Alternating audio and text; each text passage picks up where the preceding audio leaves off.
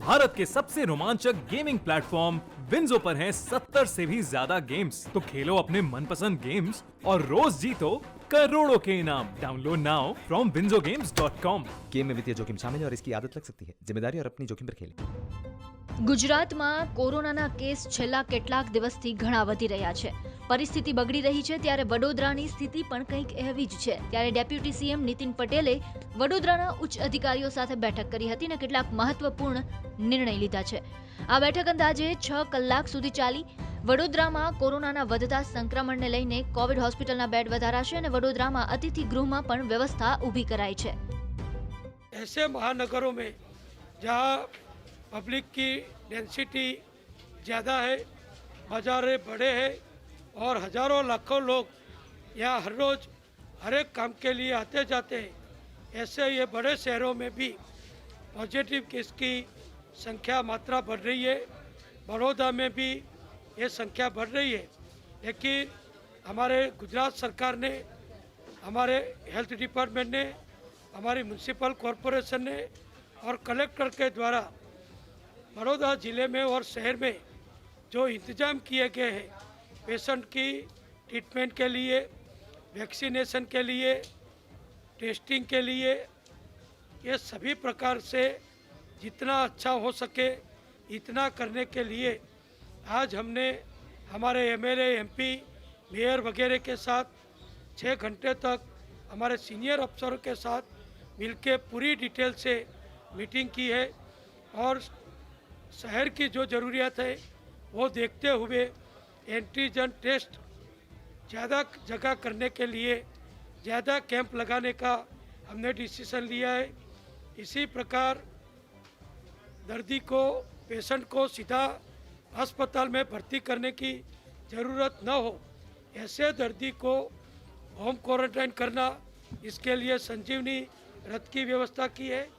और अभी 4 हमारे जो कॉरपोरेशन के अतिथि गृह है वहाँ भी जो क्वारंटाइन करने लायक जो कम सीरियसता धराते वाले जो पेशेंट हैं उसको वहाँ रख के उसकी ट्रीटमेंट करना, उसकी देखभाल करना, ताकि उसको अस्पताल में भर्ती न करना पड़े, अस्पताल की भीड़ बेड रिजर्व न हो जाए, इस प्रकार की भी व्यवस्था हमने की है।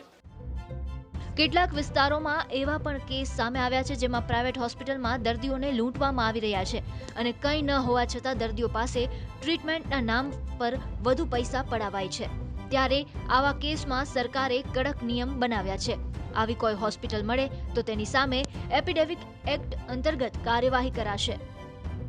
कई प्राइवेट अस्पताल के कई डॉक्टर कोई मरीज जो कोरोना ग्रस्त है लेकिन ऐसा सीरियस नहीं है, बिल्कुल प्राइमरी ट्रीटमेंट से ही कोरोना मुक्त हो सकता है, या होम क्वारंटाइन रख के उनको घर में दवाइयाँ दे के भी अच्छा किया जा सकता है।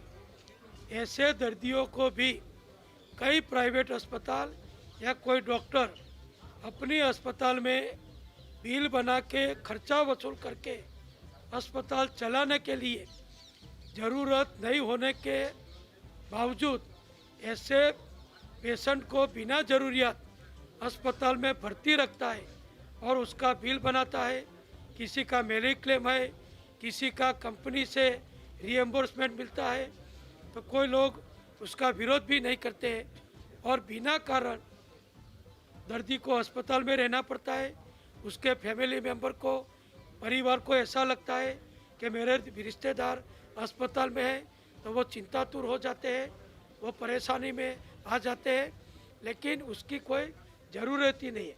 तो इसलिए हमारे अधिकारियों ने एक नोटिफिकेशन कल निकाला है कि सभी प्राइवेट अस्पताल में अगर कोई भी डॉक्टर बिना ज़रूरियात कोई भी पेशेंट को अस्पताल में वैसे ही खाली भर्ती कराएगा, बेड पर रखेगा या ज़रूर के बिना कोई ट्रीटमेंट देगा, कोई इंजेक्शन देगा, तो हमारे निष्णात जो स्पेशलिस्ट डॉक्टर की जो टीम बनाई है वो प्राइवेट अस्पताल की विजिट करेगी, पेशेंट की हिस्ट्री देखेगी, उसके केस पेपर देखेंगे, उसके सीटी स्कैन, एक्सरे वगैरह के रिपोर्ट भी देखेंगे। अगर मालूम पड़ेगा कि बिना ज़रूरियात इसको खाली बिल बनाने के लिए भर्ती किया है, तो ऐसे डॉक्टरों के सामने एपिडेमिक एक्ट के अंतर्गत गुजरात सरकार की ओर से, म्यूनसिपल कमिश्नर की ओर से या कलेक्टर की ओर से कानूनी कार्यवाही की जाएगी। વડોદરાથી દિગ્વિજય પાઠકનો અહેવાલ, ગુજરાત તક।